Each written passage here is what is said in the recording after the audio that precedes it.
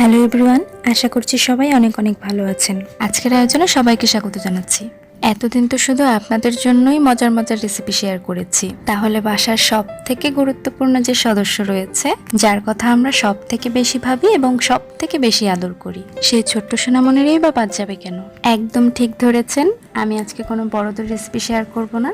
আজকের রেসিপিতে থাকছে কিভাবে বাসায় খুব সহজে 6 মাস থেকে 3 বছরের বাচ্চাদের জন্য সেরেলাক বা সিরিয়াল তৈরি করা যায়, আর সেই হোমমেড সিরিয়ালটা কিভাবে বাচ্চাদের রান্না করে খাওয়াবেন সেটাই আজকে তৈরি করে দেখাবো। ভিডিওটি যদি ভালো লেগে থাকে এবং একটু হলেও কাজে এসে থাকে, তাহলে লাইক করে বন্ধুদের সাথে শেয়ার করবেন এবং আমার চ্যানেলটি সাবস্ক্রাইব করার অনুরোধ রইল।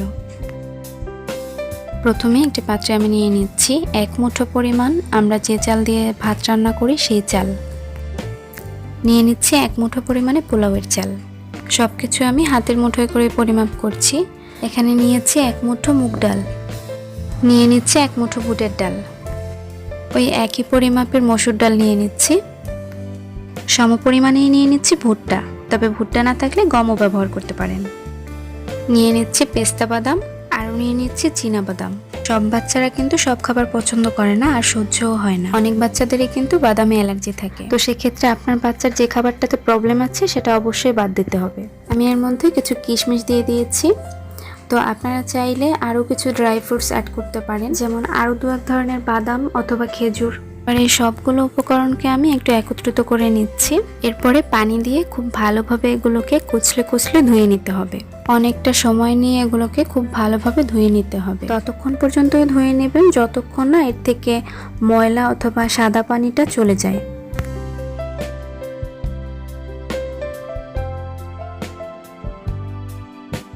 আমি এগুলোকে 4 থেকে 5 বার পরিষ্কার পানি দিয়ে ধুয়ে নিয়েছি।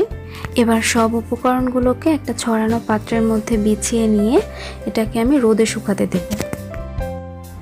আমি সম্পূর্ণ একদিন এটাকে রোদে শুকিয়ে নিয়েছি, আর দেখুন এটা কিন্তু একদম ঝরঝরে হয়ে গিয়েছে। আর যাদের বাসায় রোদের ব্যবস্থা নেই তারা চাইলে এটাকে ফ্যানে শুকাতে পারেন অথবা চুলার সাইডে রেখেও শুকাতে পারেন। চুলায় মিডিয়াম লো আছে একটি প্যান বসিয়ে দিয়েছি। এবার সেই চাল ডালের মিশ্রণটা এর মধ্যে দিয়ে দিচ্ছি। এখন মিডিয়াম লো আছে এগুলোকে কিছুক্ষণ নেড়েচেড়ে ভেজে নিচ্ছি, আর এগুলোকে অনবরত নেড়েচেড়ে যেতে হবে যাতে এর কোথাও বেশি ভাজা না হয়ে যায়। তবে খুব বেশি সময় নিয়ে ভাজতে যাবেন না, এতে করে এই মিশ্রণটা পুড়ে যেতে পারে, আর তখন কিন্তু বাচ্চারা এটা খেতে চাইবে না। মিডিয়াম লো আছে এগুলো কিছুক্ষণ ভেজে নেওয়ার পরেই দেখবেন সুন্দর একটা সুগন্ধ আসছে, আর কালারটাও সামান্য একটু চেঞ্জ হয়ে আসবে। তখনই চুলাটা বন্ধ করে দিতে হবে এবং এগুলোকে অন্য একটা পাত্রে ট্রান্সফার করে নিয়ে ঠান্ডা করে নিতে হবে। আমি মিশ্রণটাকে সম্পূর্ণরূপে ঠান্ডা করে নিয়েছি। এবারে ব্লেন্ডারের সাহায্যে এটাকে গুঁড়ো করে নিতে হবে। আপনি এটাকে ঠিক কতটুকু গুঁড়ো করবেন সেটা আপনার উপরেই নির্ভর করছে। কোনো বাচ্চা হয়তো সুজির মতো একটু দানা দানা ভাবটা পছন্দ করে, আবার কোনো বাচ্চারা হয়তো এই দানা দানা ভাবটা সহ্যই করতে পারে না। যেসব বাচ্চারা এই দানা দানা ভাবটা পছন্দ করে না তারা ব্লেন্ডারে এভাবে গুঁড়ো করে নেওয়ার পরে ছাঁকনি অথবা চালুনি দিয়ে চেলে নিতে পারেন। তো আমি এটাকে আর চেলে নেব না, আমি এভাবে এটাকে সংরক্ষণ করব। আর সংরক্ষণ করার জন্য যে কোনো এয়ারটাইট বক্স অথবা কাচের জার নিতে পারেন। তো আমি এই জারের মধ্যে সেরেলাকটা নিয়ে নিচ্ছি। সম্পূর্ণ সেরেলাকটা এই জারের মধ্যে নিয়ে এর মুখটাকে খুব ভালোভাবে বন্ধ করে দিতে হবে, আর এভাবে এটাকে ফ্রিজের নর্মাল চেম্বারে প্রায় 1.5 থেকে 2 মাস পর্যন্ত সংরক্ষণ করা যাবে। এবার আমি দেখিয়ে দিচ্ছি এটা কিভাবে রান্না করতে হবে। চুলায় একটি পাত্রে আমি 1 কাপ পানি দিয়ে দিয়েছি। এবার চুলায় মিডিয়াম লো আছে এটাকে কিছুক্ষণ গরম করে নিতে হবে। পানিটা যখন কিছুটা গরম হয়ে যাবে তখন প্রায় 2 টেবিল চামচ সেরেলাক এর মধ্যে দিয়ে দিতে হবে। এবার একটা চামচ দিয়ে মিশ্রণটাকে খুব ভালোভাবে নেড়েচেড়ে মিশিয়ে নিতে হবে পানির সাথে, যাতে কোথাও কোনো দলা বেঁধে না থাকে। চাইলে হ্যান্ড হুইস্কের মাধ্যমে মিশ্রণটাকে খুব ভালোভাবে মিশিয়ে নিতে পারেন। রান্নাটা কিন্তু আপনাকে মিডিয়াম লো আঁচেই করতে হবে, আর এটা রান্না করতে কিন্তু খুব বেশি টাইম লাগবে না। রান্না করার জন্য আপনার 4 থেকে 5 মিনিটই যথেষ্ট। তো এ পর্যায়ে আমি কিছুটা লবণ দিয়ে দিচ্ছি এর মধ্যে। আপনারা চাইলে এ পর্যায়ে কিছুটা চিনি অথবা মধুও দিয়ে দিতে পারেন, তবে আমি কোনো কিছুই ব্যবহার করছি না, যেহেতু বাচ্চাদের খাবার এগুলো ব্যবহার না করাই ভালো।